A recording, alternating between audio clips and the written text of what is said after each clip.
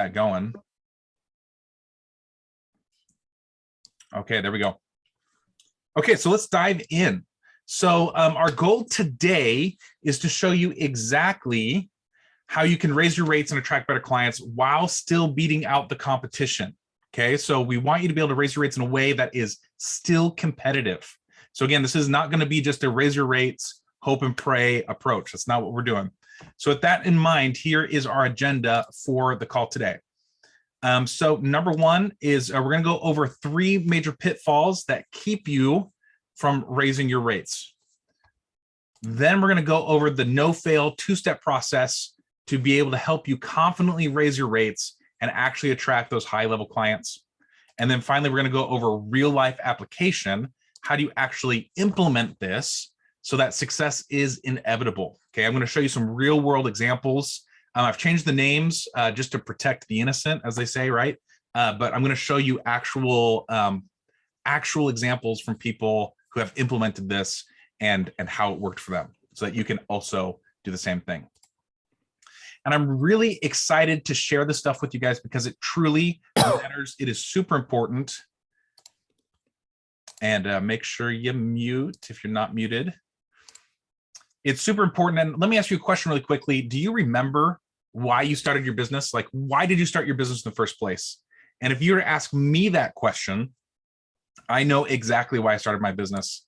And it was these guys right here, right? A proud dad, never pass up an opportunity to brag about your kids, right? But I literally started my business because I wanted to spend more time with my family, and I wanted to provide great jobs for people who I loved, working with, and I wanted to provide real value to clients. And I learned really quickly once I started my business that my time is way too valuable to spend with bad clients who are super needy and pay poorly. My time was way too valuable to spend trying to sell a mediocre offer that no one wanted. Have you guys done that? Have you had an offer that like it was a effort to sell? Like it was difficult to sell. If you can relate to that, give me a yes or a 1 in the comments. Let me know that that's something you've experienced too. Yeah, Peter's like 1. Yeah, totally get it. 100%. Like it is, your time is way too important to be trying to sell something that is like lukewarm, right? Like not hot, not cold. It's just kind of, it's not easy to sell. And then also your time is way too important to spend it in the trenches by yourself with clients who don't respect you. So with this presentation, I'm offering you a chance to follow a different path. And what I'm really suggesting is that you put in the work to make your offer irresistible and easy to sell, okay? Also put in the work to attract great clients that pay you well and they pay you on time, and they're not a pain in the butt. They're a joy to work with, right? We want great clients. And also create the foundation for your business to grow beyond just you. Because if you are just, it's like the E-myth, right? If you're just working your business, but if you stop, everything falls apart. You own a job, not a business. So we want to set the foundation for this to grow beyond just you. And if you've already got staff, if you've already grown beyond yourself, this will still be really valuable for you. But this also will be really valuable for you if you're a solo pro looking to make that transition to CEO. This is going to be really good. Beyond pricing and sales, this is how you structure your offer and your services so that you can pay other people, you can build staff.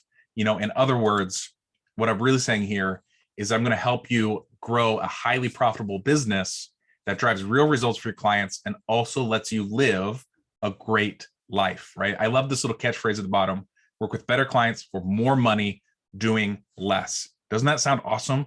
Better clients for more money, working less.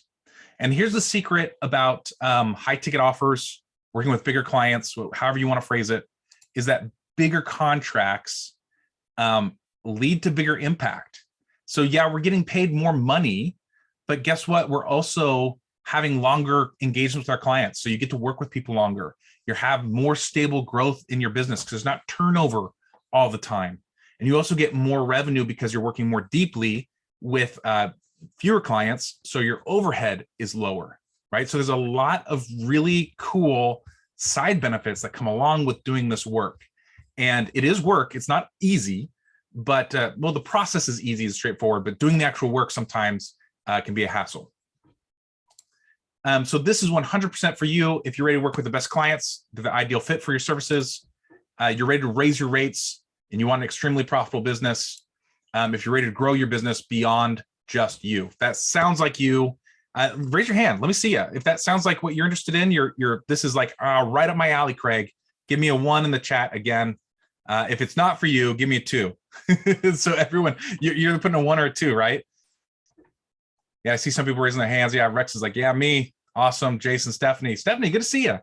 Peter, thanks, guys. Awesome. Okay, I'm also going to show you at towards the end of this presentation. I mean, we all know what webinars are about, right? I'm going to give you a ton of value, give you as much value as I possibly can. And part of that process is showing you how you can also work with me. So I'm going to show you how to accomplish this stuff, and you can take it and you can go implement it yourself, or you might want to work with me. Either way is great. You're going to get the benefit of implementation. And implementation, that's the key word there, right?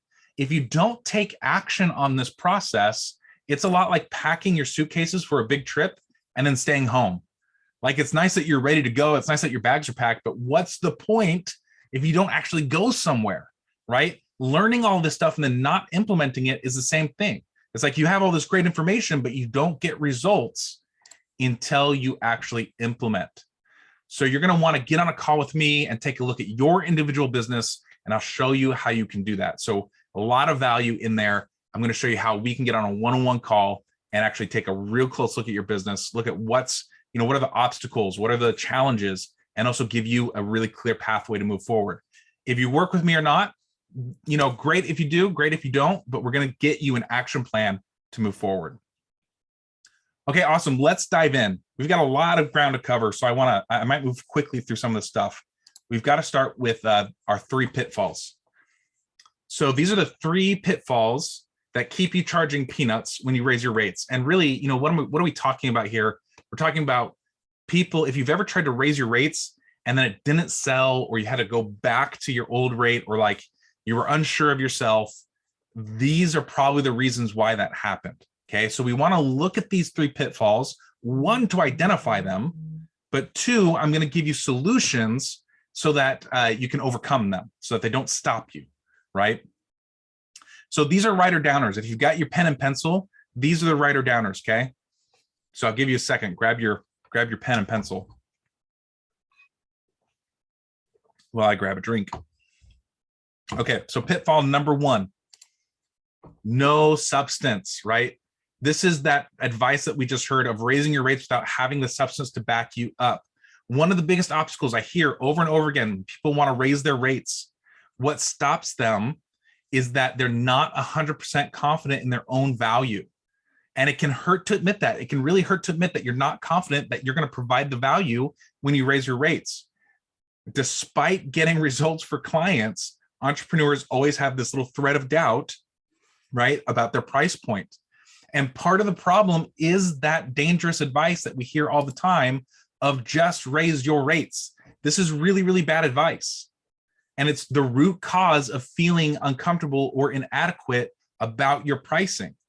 That might be good advice if you're seriously undercharging. Like, if the rest of the marketplace is charging like 5 times what you're charging, then maybe you just need to raise your rates.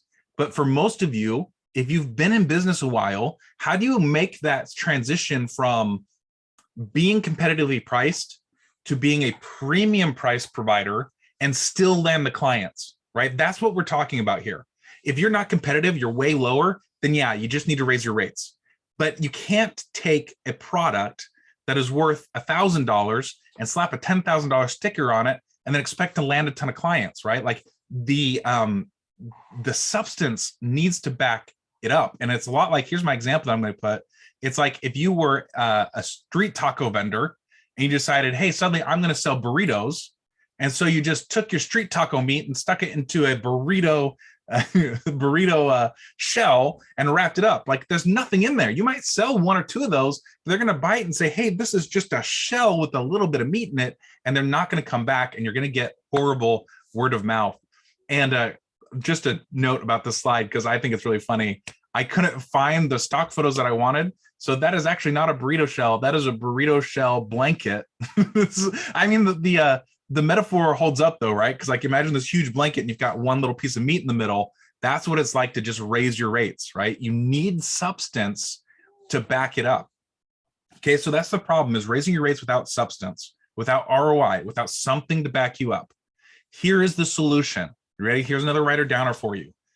It is to use value-based pricing, okay? This is the solution. Use value-based pricing. And value-based pricing is when you charge based on the shift or value experienced by a client rather than the effort or the time you spent servicing them.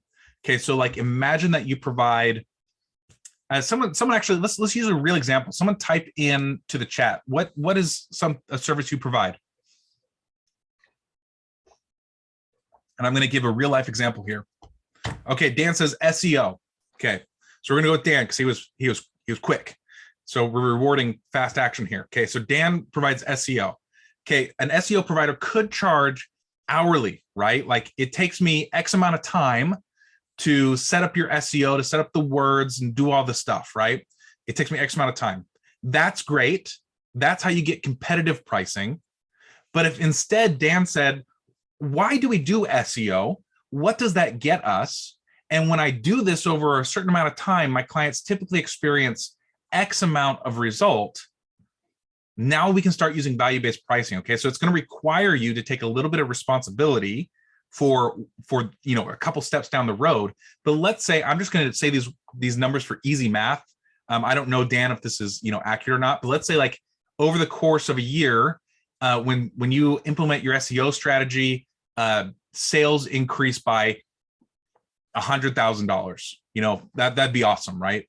You could charge $10,000 for that service and be like, now we're charging 10 grand instead of like an hourly rate. And you're saying, okay, the reason I can charge so much is because of the shift that you experience. Would you pay 10 grand to make 100 grand? Yeah, sure. Would you pay 20 grand to make 100 grand? Yeah, sure. Would you pay 30, 40, 50? At some point they're going to start saying, well, no, there's cheaper ways, right? But you can see how when we base our pricing off of the value that they experience or that we provide, you can raise your rates a lot higher. And emotionally, it makes sense, right? Because there is value at the heart of how we're pricing our services, right? So charge based off the shift or value experienced, not on the amount of time spent. And, thanks Rex and Jamie for also responding.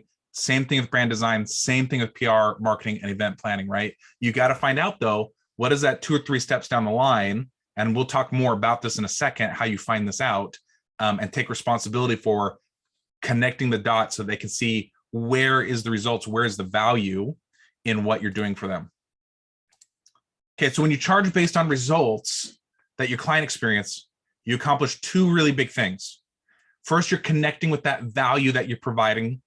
And second, you're removing time and effort from the equation, which is a cap, right? If you're charging based on time, hourly rate, no one wants to pay an hourly rate to you higher than what they make themselves. Regardless of how much value that you bring to the table, they don't want to pay higher than themselves. So there's always friction and there's always a cap there. But when we switch to value, we remove that friction, we remove those barriers, right? So, and there's still a lot of substance there. Now, this is more than just positioning, right? It's more than just like empty positioning, because this is going to require you to actually track those results you provide and taking responsibility for them. And that can be intimidating, but that's how you raise your rates with integrity, right? This is how we have that substance. So it's worth the effort to do it. In short, it's how you back up your pricing with actual substance, like that overstuffed Chipotle burrito. Look at that thing. That's a burrito shell stuffed to the brim. That's what we want your offer to look like. That's what we want your product to look like, right? Yes, it's a higher price, but guess what? It is full of value, the stuff that they want. Okay, so that's pitfall number 1. Here's pitfall number 2. You ready? Another writer downer. Well, are you guys tracking with me? You're with me? Any questions up to here? Give me a 1 in the chat if you're still with me. And I'm also going to look for any questions. Thanks, Jamie. Thanks, Martin. Thanks, Alyssa. Jason says he's hungry now. Yeah, well, me too. Let's go get some Chipotle after this. All right, cool. Pitfall number 2. Thanks, guys. Your offer is just okay. Mediocre offers, right? So it's okay, but it's not irresistible. This is a pitfall all of us have fallen into. because how many of us have put in the offer or put in the work to ensure that our offer is irresistible? Very, very few people do this. So this is a big pitfall, and it's difficult because a so-so offer causes friction and indifference, right? When it's not like 100%, man, I want that. It causes indifference. And a good example of this is actually something that happened to me and my wife last night. So we were driving, we were out with the kids, we went to Goodwill, dropped some stuff off, and we're like, we should go get dinner. And so it was already getting late, we were already hungry, and we were in that mode where nothing sounded good. Has that ever happened to you? Like you're out and you should eat. Yeah, Jamie's like, it's right now, right?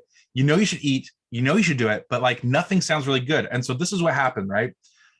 I asked her and she asked me, where do you want to eat? And then we both kind of look at each other and we're just like Jerry and George here. Like, I don't know.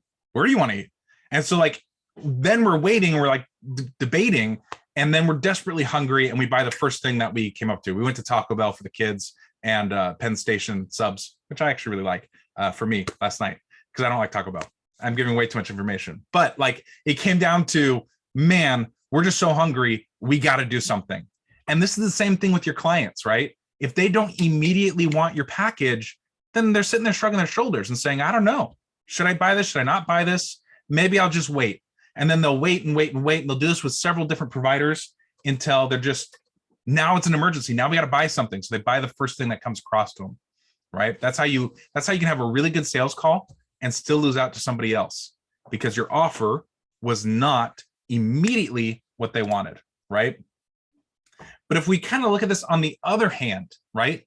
If you have a compelling offer that people really want, then that compelling offer can remove all of the friction around pricing, right? So now if you really, really want something, the price doesn't matter as much, right? Like if I really, really want those Air Jordan sneakers, I might pay the extra money to get them, right? Because my desire is just way through the roof.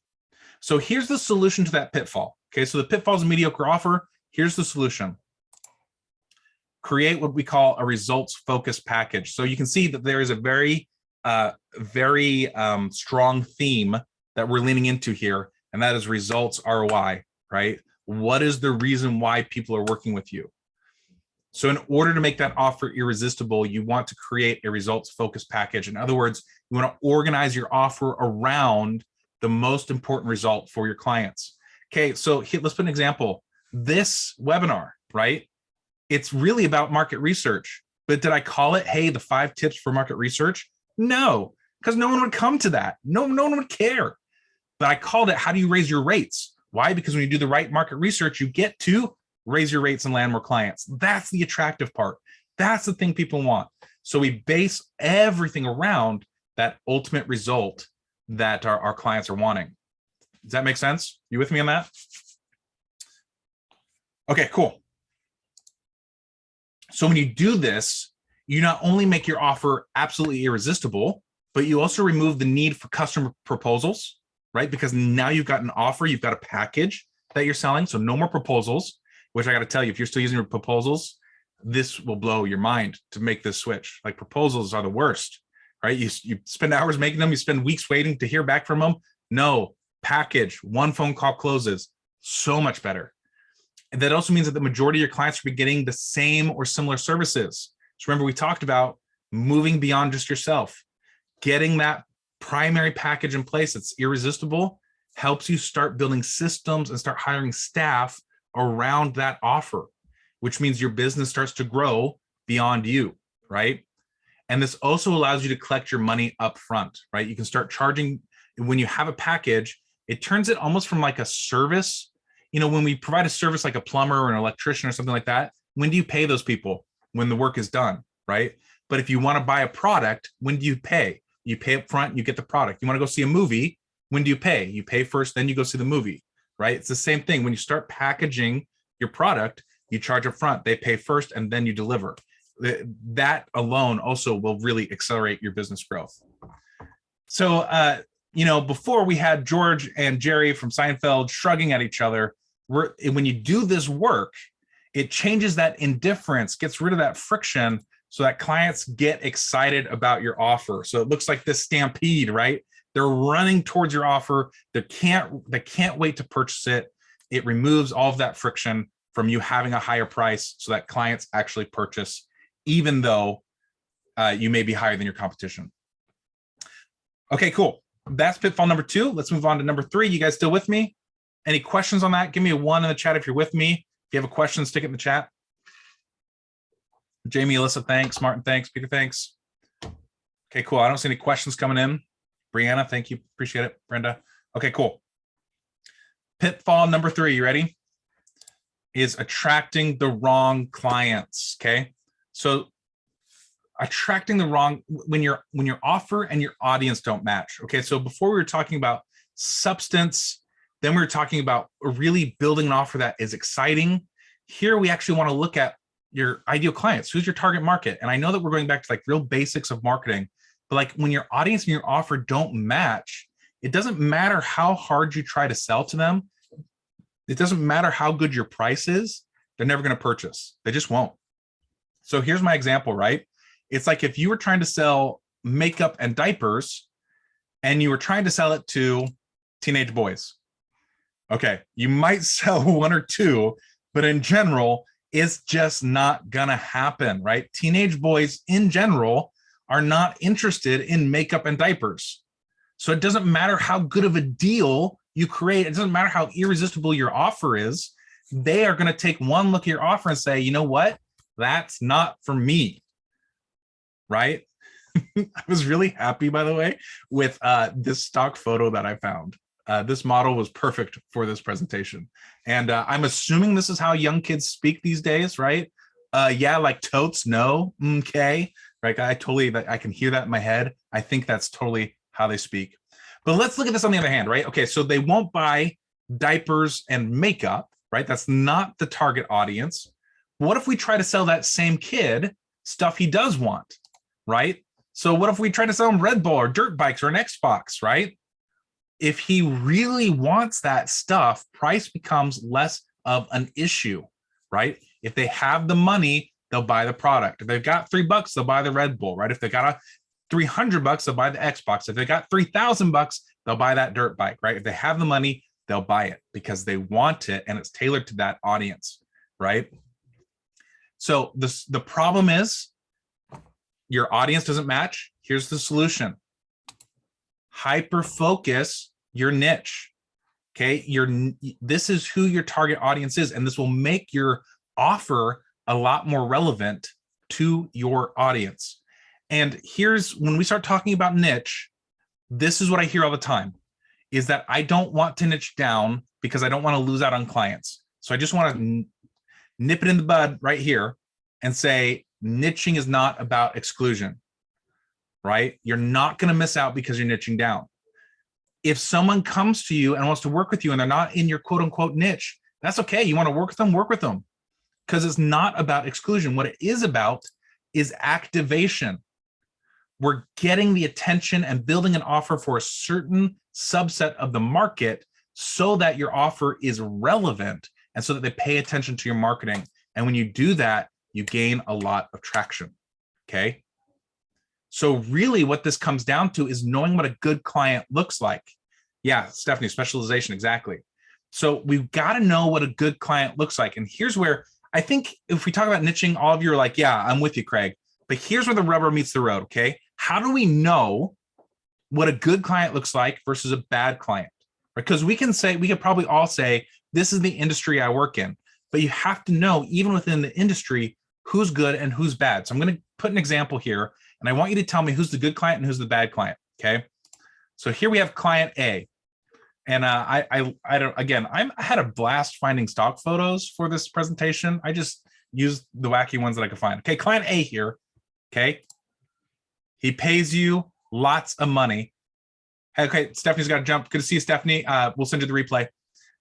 Okay, so client A, he pays you lots of money, but he's a giant jerk. You hate working with him. He calls and you're like, I don't want to answer the phone. Giant jerk, right? Okay, but he pays you, highest paying client. Client B here, right? He's a great person. We love working with him, but he pays you peanuts, pays you almost nothing. Okay, so in the chat, who's the good client? Who's the bad client? Is the good client the guy that pays you a lot but is a big jerk? Or is the good client the guy who's a great person but pays you no money? Okay, Jamie says neither. That's an option too. What's everyone else think? Dan says agreed, neither.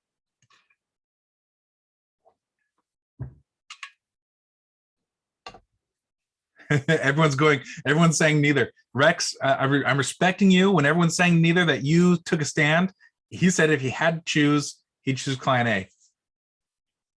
I've done this presentation, guys, in public like 50 times, and I've never had so many people say neither. Brenda says B if necessary. Okay.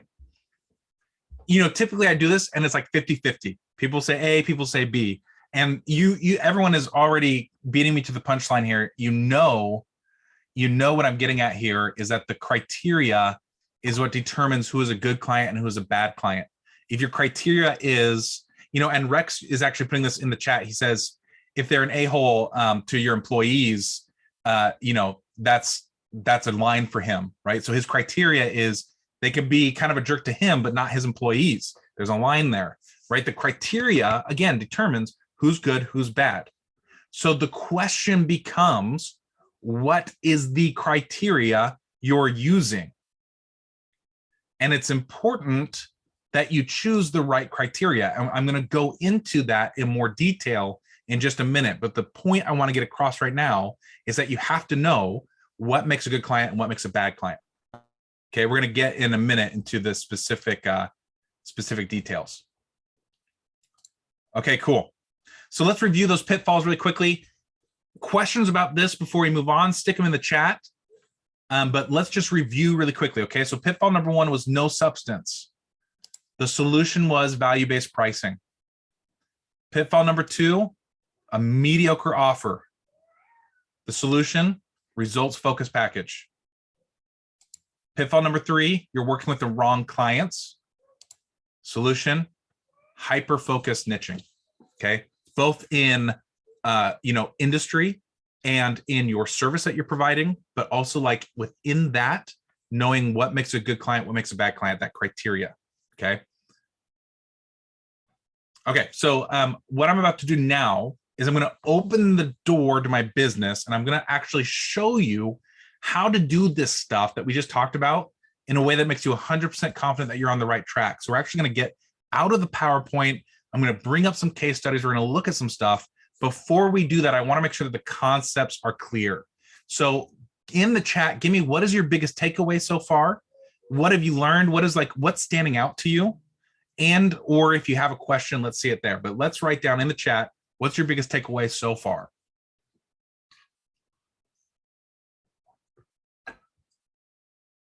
Yeah, and Dan's agreeing with Rex there saying money is not as important as culture. Okay, Rex saying his biggest takeaway is to make a package versus custom proposals. Martin saying if you want something, you'll go out of your way to get it, 100%. Jamie, value-based pricing might help you remove time and effort, 100%. Yeah, Alyssa, need to do value-based pricing versus hourly. Work on super niching for Brenda. Yeah, very, very cool. Good takeaways, guys. Okay, let's go. Yeah, Brenda's, you're fixing the spelling. Niching is one of those words that's like spelled 4 different ways and pronounced 4 different ways too. So no worries. Okay, cool. Okay, so what we're gonna do right now is, okay, so I gave you a bunch of information. But many times it's not that we don't know what we're supposed to do, it's that we don't have all the information to do it, right? It's like driving across the country without a GPS. You know the general direction, but without a map or more information, you're very unlikely to get to your exact definition, right? So if you're in the States and you're driving from one side of the country to the other trying to get to California, yeah, you can get to California, but can you get to Fresno? Can you get to that specific address that you're going for, right? Like we need more information. And that's what I'm going to walk you through right now is how do we collect that information so that you can do all the stuff we just talked about in a way that actually works, in a way that actually gets results, okay? And I call this process real-time market research. And in particular, there's two things that I'm going to walk you through, okay? The first is what I call focus view analysis. And then the second is what I call the top 20 report. And both of these are super simple. I'm going to show you, I'll give you more details about this in just 1 second. But I want to reiterate, I know I'm saying market research. I know I'm saying a lot of stuff that like normally eyes glaze over. Stick with me here because this is the foundation to the goal of charging those premium rates and working with the very best clients, okay? Okay, so let me stop presenting here. And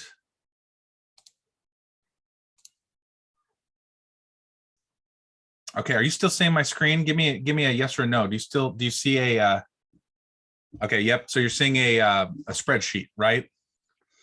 Okay, cool. Okay, so this is what I call real-time market research. And this is just a blank screen.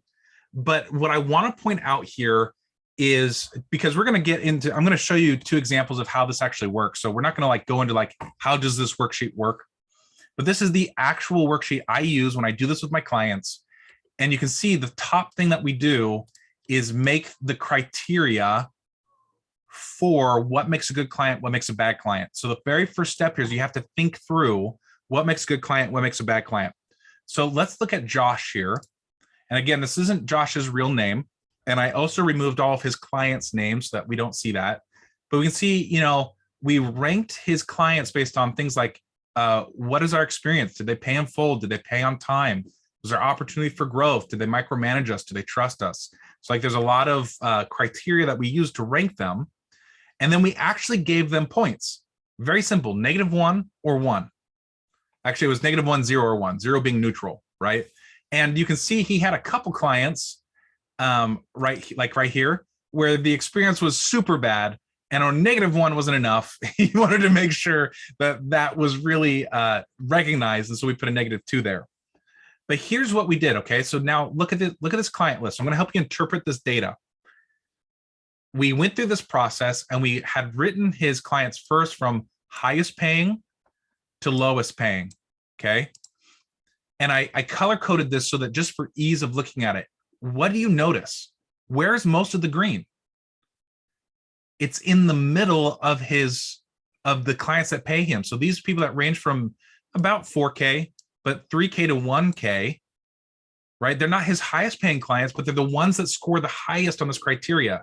So remember, we go back to the idea of what makes a good client, what makes a bad client. Now we've got really strong criteria, because if we went off of how much they paid us, then we'd be going after people that we really don't like, right? Or if we went off of just how much do we like them, we'd be going after people that don't pay us very much. So in this particular case, Josh and I uncovered that he had this subset of clients that were not paying him very much, but that he loved working with and scored really high. So I asked him, in this case, this is what happened. I asked him, why don't these people pay you more? And he had this aha moment where he said, oh my goodness, I just don't service them. Like I only offer one thing to them. And if I offered more or more comprehensive things, they would pay me more. So now that gave us a track to follow, right? And, if I were to walk down what happened with Josh in particular, he ended up raising that rate to those people and charging 8K, a package for 8K. And he almost all of those people that are in green, he transferred them into higher paying premium clients, right? And he provided web design services, by the way, just so you kind of know what realm we're in here.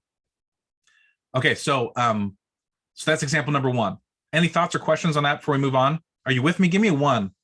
I know that this can be a little overwhelming. So if you're with me, give me 1. Let me know that you're still here. Yeah, awesome. Okay, cool. Okay, let's look at Jen, because she had a different, a +1. Thanks, Martin. She had a different experience, okay? So what's cool about Jen is that her clients all paid about the same. So she had already gone through the work of like setting a premium price and having a set package. So most of her clients paid about the same. So we looked at this and ranked them and looked at her clients, and you can see that the price was not really the issue. And again, I color coded it because you can't see names, because I removed them just to keep them anonymous. But this is what we realized, is that almost all of the people who scored green, like scored high, they were a software business. They sold software. All of the ones that were yellow were individuals or non-software. And all of the red clients, all the clients that scored low, every single one of them was an agency. So she provides copywriting services, by the way. So this is how much she was charging and providing for copywriting. Okay, so if she can charge that much for copywriting, you can charge a premium price for what you're doing. Okay, so side note there. But really cool here. So now we see in a really tangible way, we talk about like, oh, what's the industry of our clients? Well, now that hyper niche idea of how do we get really specific, doing this process gives you really strong criteria about who you should be working with, who you shouldn't be working with, who's your ideal client, who's not your ideal client. A lot of people do things like avatars where it's like, oh, let's create like a fictional person, and that's going to be like who your avatar is.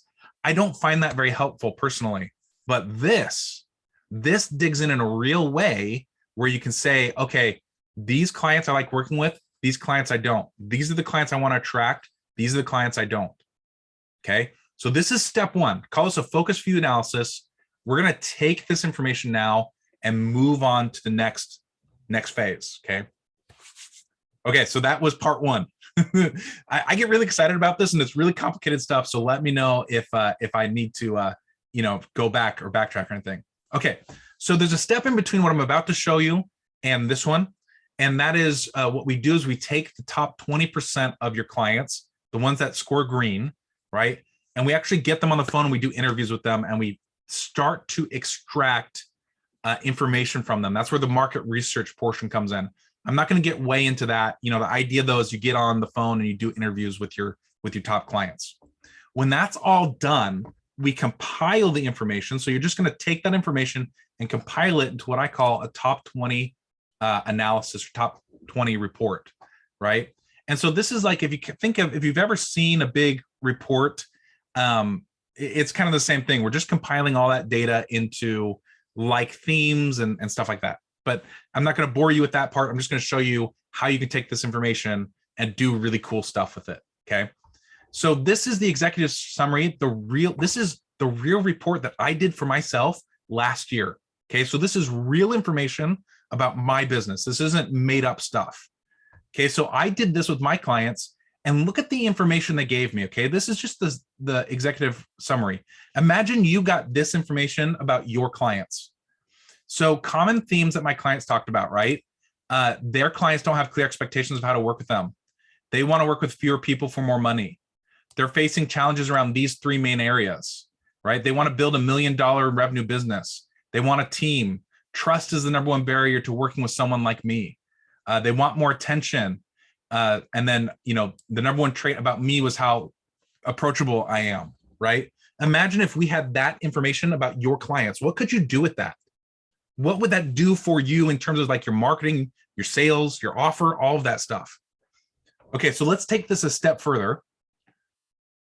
Because we went through this process of the focus view analysis, now I've got really detailed information about who my ideal clients are, right?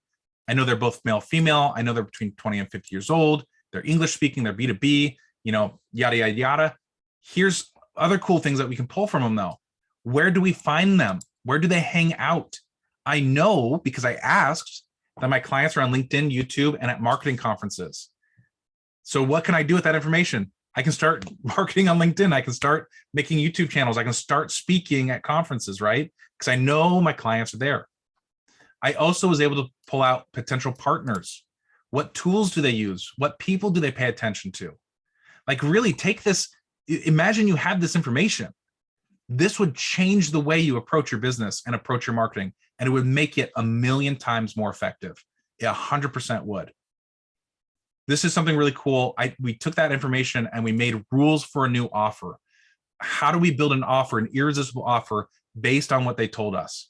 And we use these as guidelines for building the offer. And I'm actually going to, instead of going through this, I'm going to actually show you what we used this information to do. Okay.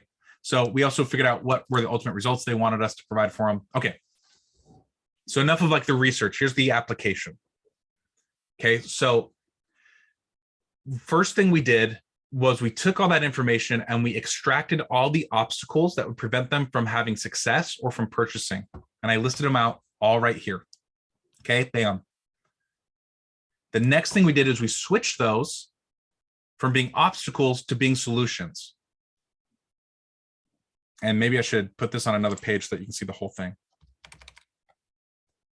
Okay, so now we've got them in solution form. Look at this list. You know what that list is? That is all of your social media content. That is all of your, yeah, maybe 2 columns, Martin, but I can't adjust it in mid presentation here. So we'll have to just do with what we got here. But this is all your social media content. This is every presentation you should do. These are the bonuses you should offer with your offer. This is the stuff your offer should revolve around. And notice I highlighted some yellow here. How to quadruple your rates and attract better clients. What was the name of this presentation, guys? How to 4x your rates and attract better clients. So it's working, right? We had like, I think it was 89 or maybe we hit 90 people register for this event in the last 2 weeks. Obviously, we're hitting the right wording in order to attract our clients, right? So there is your social media content guide. Your everything you need to know about marketing is right there, pulled straight from your clients. And I'm pointing over here because on my screen, that's where it's at. So I don't know where it is on your screen, but it's over here to the right. Okay, and then we took that next into actually creating the offer. And I don't have this, yeah, you can see my mouse pointer. Thanks, Martin. So I actually have this as like a template for my clients, but this is actually how I create offers, okay? So the first thing is we come up with a name for the offer. So in my case, we called it the linked leader. Again, where do we pull that from? The market research, right? Then we give it a short description. So if you've got a pen and paper, you're wanting to create your own offer, write down this formula, okay? This is like free consulting right now. Write down this formula. So name first, and then we do a brief description. Now the description should focus 100% on the ultimate result your clients want. So if we were to go up to here and say, okay, what's the ultimate result? Make more money working with better clients while also working less.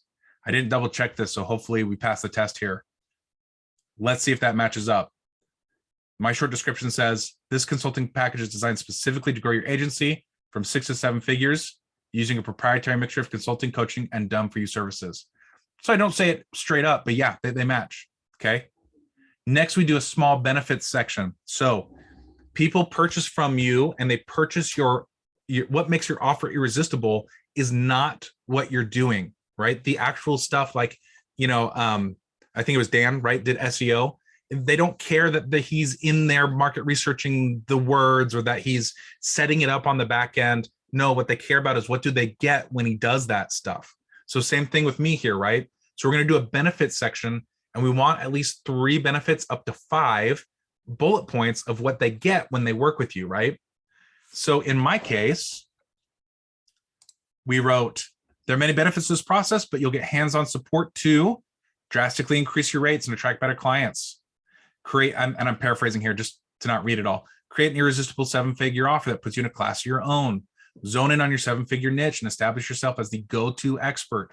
Build systems and teams so your clients stop micromanaging you and you 4x your revenue at the same time. Bottom line, you'll have the support, community, and training you need to succeed, as well as hands-on done-for-you service to drive meaningful growth. Okay, again, I took all of that wording from the market research before. So it all starts with identifying who's your clients, getting them on the phone, pulling these words from them, and then just compiling it. I mean, it makes it so easy if you do this work to get an offer that is just crazy good. And then finally, the last thing here is we want to put the elements, what actually is included in your package, right? So I like to do what I call a result success system. That's a proprietary way of you showing up and how you perform what you do. So again, if you're doing SEO, so we'll keep going with, I can't remember, I think it was Dan that said that, right? So if it wasn't Dan, I'm sorry, but I'm not getting the right name. Let me know in the chat if I'm getting it right. But if Dan's doing SEO, in this section, they don't want to know that Dan's going to spend 10 hours doing something. What they want to know is, what is the general process that Dan's going to use to get us all of those benefits we just heard about, right? So same for me here, right? So we're going to work through this 3-step process called the linked leader system. And first we create a 7-figure offer, then we do 7-figure lead gen, and finally you get your own personal consulting team, right? So now we get into like that more here's what's included type section, right? But what sells them, what allows you to have that premium price is this first section, your description and your benefits, right? Those are the most important parts. And again, we can just pull all that information straight from the mouths of our best clients. Okay, cool. Now I want to show you how I actually use this information. Like, what's the next step? Give me a 1 in the chat if you're still with me. Let me know if you have, what questions do you have? Or you know what, here's a better, thanks Peter for the 1. But here's something better. What's your biggest takeaway from those 2 things I just showed you? Like, what is that mean to you? Is that something you can see yourself applying? What do you think about that? So biggest takeaway from those two worksheets that I just walked you through. And while I do that, I'm going to grab a drink. We got about 10 minutes.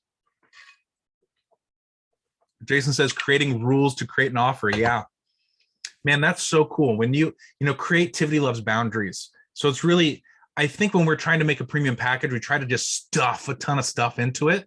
That's not real value. Real value is the fastest path to results. So when you have rules saying this is what my clients want, what's the fastest path to get there? Creativity can really flourish. You can create an awesome, irresistible offer. Okay, cool. Lisa says the offer creation formula. Very cool, Lisa.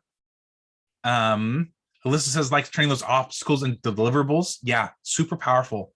I mean, imagine you've got if a client has an obstacle on a phone call, on a sales call, and you say, oh, I've got a video that I recorded that overcomes that, you know, or I've got, you know, this special worksheet, or I've got this offer and I've got this service included in there to overcome that. Man, it makes everything so easy. Monique says speaking directly to the client's need and getting their heads by using existing client value. Yeah, 100%. Okay, so here's how I personally use this value. So, or this information. So we talked about how do you do the research? Why do you do it? Here's how I apply it. Okay. So this is not just, again, I don't want this to be like theory to you. I want this to be like applicable. So I use it using that linked leader framework, right? So this is my IP. This is what I sell to my clients. And it looks like this: real-time market research, which leads into LinkedIn lead generation, a client attracting show or podcast, which leads to sales, right? And also, by the way, builds your marketing or your email list. Okay. So in other words, if I put this in layman's terms, I use it for social media content. I use it for lead generation events on LinkedIn, like what we're in right now. I use it for live speaking engagements. I use it for my client attracting podcast and YouTube show. And I use it to create my irresistible offer and my sales process. And I use it for my email marketing campaigns. So all of that pulled straight from the minds of your best clients to attract more people just like them. You could quadruple your rates and be 100% confident that you are providing something valuable, that people are going to purchase it. And at the same time, your marketing is going to be so much more effective if you go through this process and apply it in the way that we've talked about here. Now, is it work? Yes, 100% it's work, but it is also a clear and direct path to business growth, like 100% confidence when you go through this, right? So we've covered a lot, so I'm going to review it, okay? And we're getting close to the Q&A portion. So if you haven't asked a question, but you want some clarity or you want to go deeper into something, start thinking about what do I want to ask? And I'm going to review everything we went over. So first of all, we went over those 3 pitfalls that you need to avoid when raising your rates and how to solve them. And those 3 pitfalls were no substance, a mediocre offer, and the wrong clients. And the solutions were get that value-based pricing going, create that results-focused package, and have a hyper-focused niche. Then we went over that focus view analysis, right? We talked about having the right criteria to know who is a good client and who's a bad client, and how ranking your clients can actually help you really dial in your niche in a way that feels really tangible. It feels really good. It's not just guesswork. It's actual, how do we range this in, right? So the focus view, I didn't realize I had this slide. So I just said what I would have said here: setting the criteria for what makes an ideal client, concrete creation of your client avatar, and identifying the most profitable niche you're already serving. Okay, that I didn't mention. Remember Josh? He had that subset, his most profitable niche, he was already serving, but he was underserving. That's such a cool thing when that happens, because then you can turn that profitable niche into your main focus and explode your business in a way that feels really good. Okay, and then the last thing is that top 20 report. And we talked about how you can use that to get content and your marketing straight from your ideal clients. We talked about how you can identify your marketing channels, your potential partners. We also talked about creating an offer so irresistible that even your ex is going to be begging to buy it. Oh man, that is irresistible. I hope you guys love my sense of humor, because I definitely do. Okay, awesome. So there is a problem. And we've already mentioned what the problem is. The problem is that you don't get results unless you take action, unless you implement, you're not going to get results. So you need to implement the stuff we just talked about. And I would love to get on the phone with you and take a look at your business together and say, here's what needs to happen so that you have a really clear path forward. So if that sounds like something you might want to do, this is what we would do on a phone call. You and me, one-on-one phone call, probably 30 minutes, maybe 45, right? We're going to look specifically at your business. We're going to identify the obstacles that might stop you from getting results. We're going to create a plan to grow your business faster than you might even think possible, where you're going to walk away from this having a really clear idea. This is how I can implement the stuff that Craig taught me in that webinar, right? In short, well, if it makes sense, I'll show you how you can continue to work with me and my team to implement this process for you. And there's two ways that you can work with me. And if it makes sense, we'll talk about it. If it doesn't make sense, there's no pressure, right? 100%. But there's two ways to work with me. Number one is in my mastermind program. So if you're a person that wants maybe coaching and a community, and you want to do a lot of this work yourself, we've got a really high level community of entrepreneurs, and there's coaching and training. That's called the Built to Scale program. But also I actually do this as a done for you service. If you're the type of person that says, hey, I want this done, I want to put in the money, I want to get the results, and I want to grow my business quickly, I've got a done for you service called the Link Leader, right? So both of those things are possibilities if you want to work with me, but there's no pressure. Like, what we're really talking about is let's get on a call and create the pathway for you. And if it makes sense, we'll work together. And if it's not, totally cool, right? So here's what we're going to do. Right now, this is what you need to do. Go to thelinkedleader.com. And I've actually got it up here. Hopefully, are you seeing on my screen? Give me a yes if you see thelinkedleader.com on the screen right now. Is that what you're seeing? Yeah, Peter says, yep. Yeah. Okay, cool. So this is linkleader.com. You click this button here that says set up your one-on-one strategy. You don't have to scroll down. You can if you want to. It goes over kind of what we just talked about right now, but just click that set up your one-on-one strategy call, and it brings up my calendar, and you'll seriously book a time with me. And you can see there's not a ton, right? There's not a ton of spaces. There's some more next month, I think. You know, as soon as these are taken, it might open up a few more, but it's not a ton. So grab your slot so that you can make sure that you get a time with me. And we will go over your business and get that pathway for you. Okay, that's what I got for you. That's the presentation. Go to linkleader.com, sign up for that one-on-one call. What's your biggest takeaways? What's your questions? Just stick them in the chat.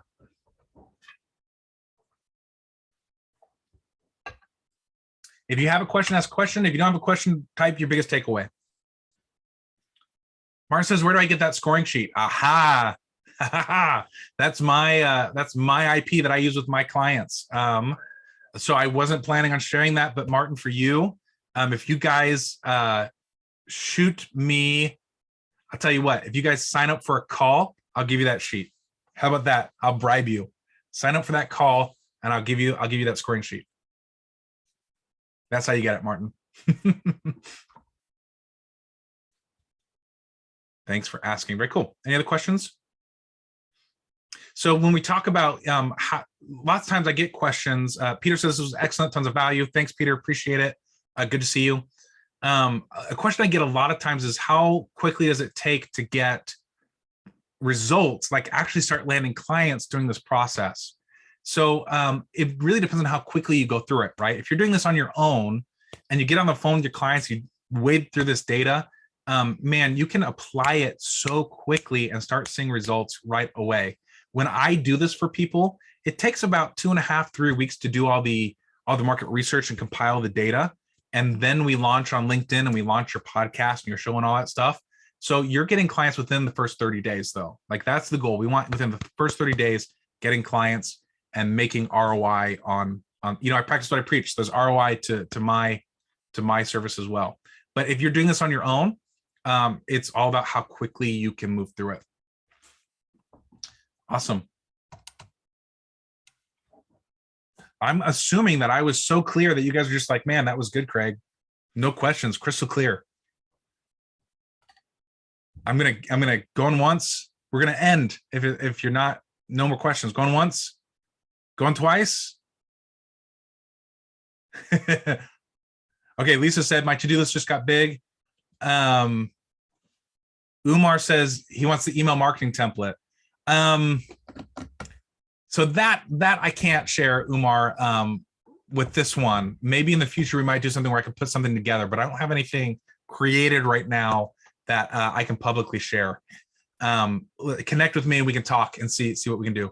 Brenda says thanks. Birdie says thank you so much. Monique says thank you. Awesome. Really, really good to see you guys. We'll call it there then. I really appreciate you coming. Like seriously, it's an hour of your time. I know that you could spend that hour anywhere else, and I appreciate you taking the time to stick it out here with me. Let's get on a call together. I will send out the replay link as soon as I get it uploaded. I'll send you out the replay link, and then let's talk soon, okay, guys? All right, thanks, Peter. Thanks, Lisa. Thanks, everybody. We'll see you guys.